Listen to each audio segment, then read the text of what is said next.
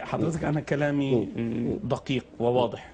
أنا قلت أنه ليس من الشرع أن نعلق المشروع الإسلامي بشخص أو بكيان.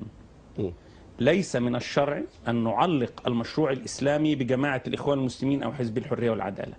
ليس من الشرع ولا من العقل أن نعلق المشروع الإسلامي بحزب النور أو بالدعوة السلفية.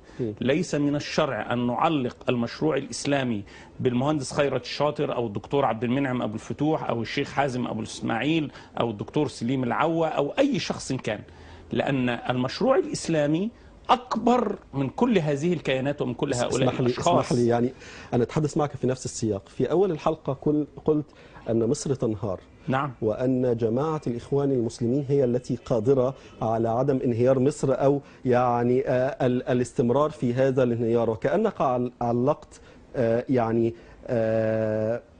حالة عدم الانهيار المصري بجماعة الإخوان المسلمين أو بخيرت الشاطر. يعني ألا يتناقض الكلام مع بعضه البعض؟ لا، لأن حضرتك لم تسألني ما هي مظاهر الانهيار. لم تسألني كيف ستمنع جماعة الإخوان المسلمين هذا الانهيار. وأنا لا أعلق المشروع الإسلامي بجماعة الإخوان المسلمين. زمان وإحنا صغار في الإخوان المسلمين، يعني أذكر أنا في ثالثة ثانوي مثلا، حضرتك كنت في الإخوان المسلمين من وأنت سنك قد إيه؟ من وأنا في أولى ثانوي. طب جميل، اتفضل.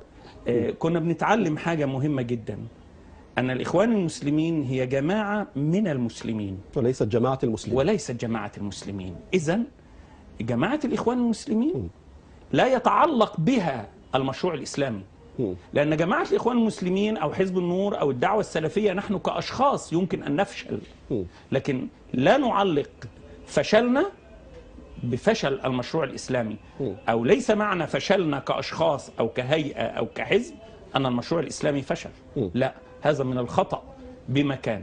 جماعة الإخوان المسلمين الآن في هذا الوقت هي القادرة على أن تمنع انهيار مصر. ولا أقول جماعة الإخوان المسلمين هي القادرة على إنجاح المشروع الإسلامي.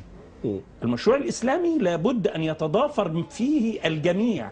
كل من يحب هذا الدين لابد أن يضع يده في يد البعض ويتعاونوا لرفع هذا المشروع، سواء بقى الإخوان المسلمين مع النور، الدعوة السلفية مع حضرتك قلت ان انت ما سألتش عن